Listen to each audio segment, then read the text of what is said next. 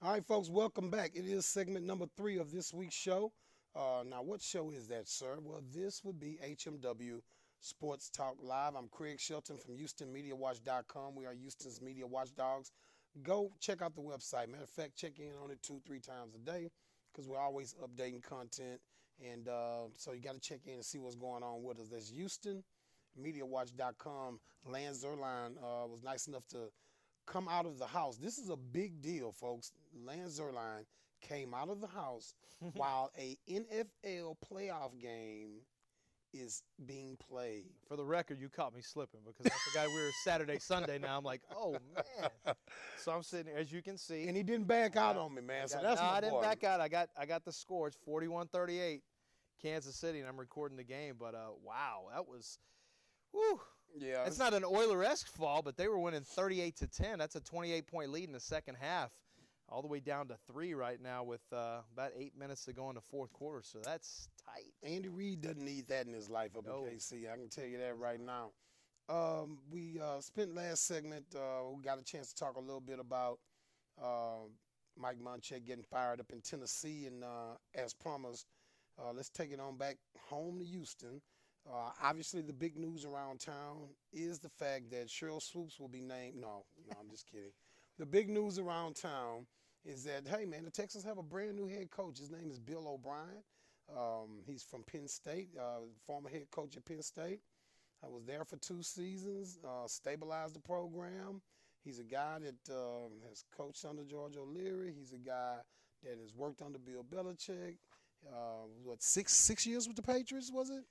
I want to say 5, but you might be right. I don't know if they were all his offense coordinator or maybe he was a position coach and transitioning to coordinator. You may be right. Yeah, but definitely he's worked with Bill Belichick and worked close with Tom Brady. Former defensive player, by the way, who turned off. Right. How about that one?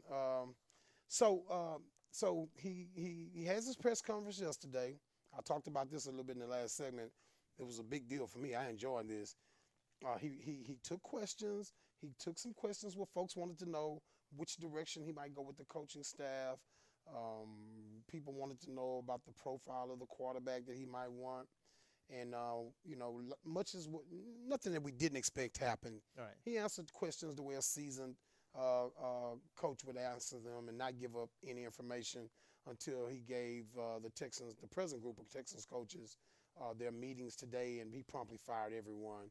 I thought that was pretty cool. Not that I want to see people lose their jobs, but I didn't want to see any. If you're going to go and hire Bill O'Brien, I didn't want Bob saying, hey, you take this job, but Wade stays. I didn't want none of that stuff. Well, you know what? Here's what I mean? Here's what I heard from. I heard this from a pretty good source that Bob asked Lovie Smith that he suggested that he would want Lovie Smith to keep Wade aboard and go with a 3-4 defense, and Lovie wasn't interested in that. He wasn't interested in Tampa 2 guy. He's a Tampa 2, 4-3, get up the field with your 4 defensive lineman guy, which, by the way, is not all that different from how Wade runs his 3-4. But Lovie said, no, I'm not gonna keep. It turned Lovie off from what I've been told. And as you can tell, Bill O'Brien didn't want to keep Wade Phillips. But then again, now Lovie was a defensive guy. Bill O'Brien is an offensive guy. But as you alluded to earlier in the show, Bill O'Brien obviously had someone in mind to run his defense. Yeah, no doubt about Romeo that. Cornell, and that's another 3-4 guy. Now, as you talk about Lovie's Tampa 2 and how they like to get up the field and smaller linebackers to create havoc and things like that.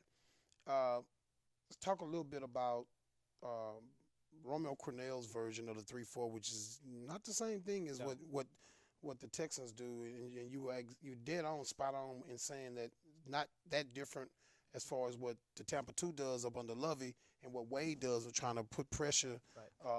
But Romeo Cornell's 3-4 scheme is not the same thing. Those defensive linemen aren't going to be as much about getting upfield as they're going to be about clogging up gaps and taking up multiple blockers.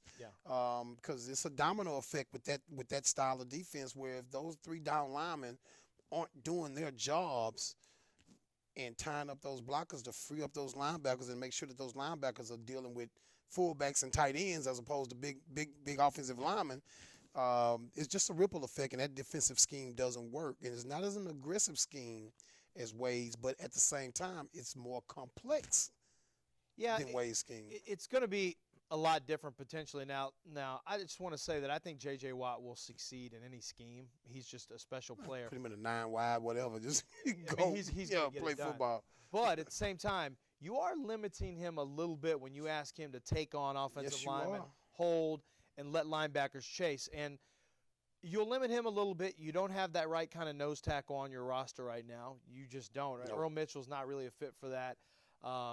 You can play him some there, but what you're looking for is more that Phil Taylor guy from Cleveland. And Cleveland runs a standard 3-4.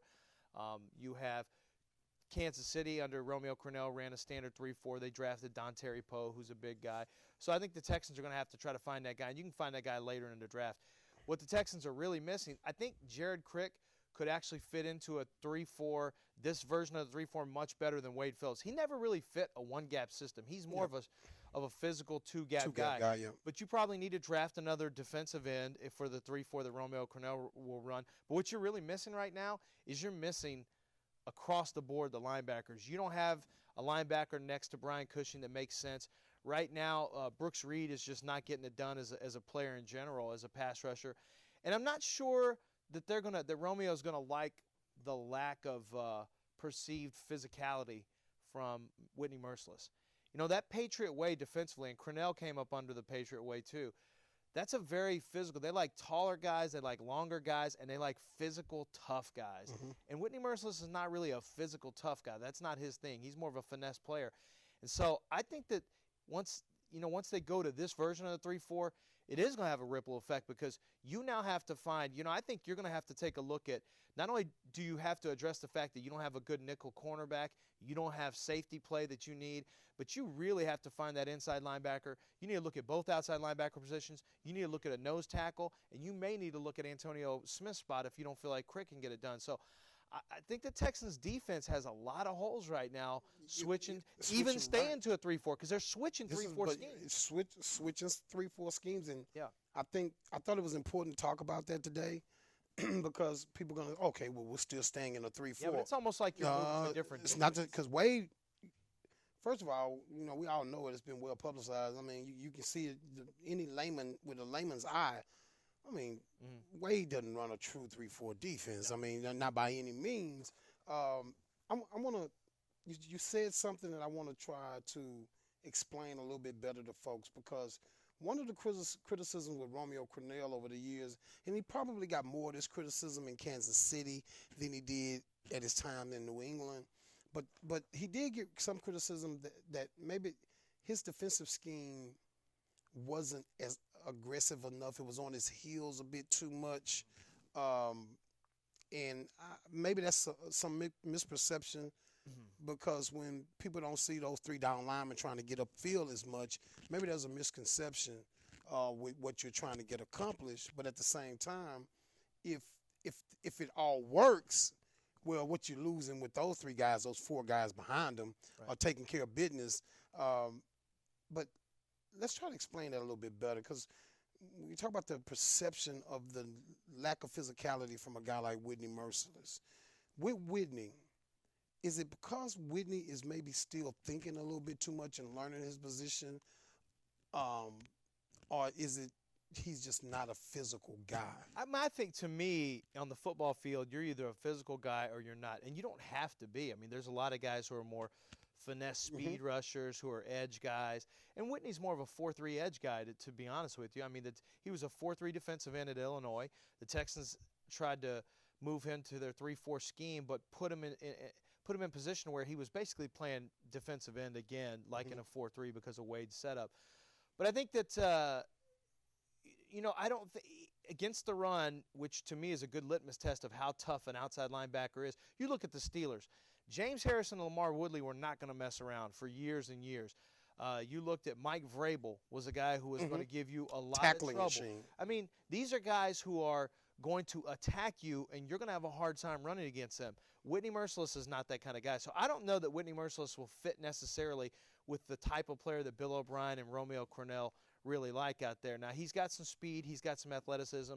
And maybe he will. Maybe he will. I think Brooks Reed will fit what they like. I just don't know if he's talented enough, to be honest with you. I mean, at some point, you got to get a pass rush from somebody. I think You mentioned that about not being aggressive. And truth be told, most defensive coordinators would rather rush the passer with 4 or 5 guys and get pressure than have to bring have 6 to and blitz. 7. Right. You know, I think that's what Romeo wants to happen is, hey, we don't want to have to blitz a whole lot. Yep. We want to get there with 5 max. You know, part of me wants to believe. Well, obviously, the fan part of me, I'll just say it that way. The fan part of me wants to believe, not the quick fix. I'm not going with the quick fix thing. Can't do it. But a reasonable timeline of a clear change of direction.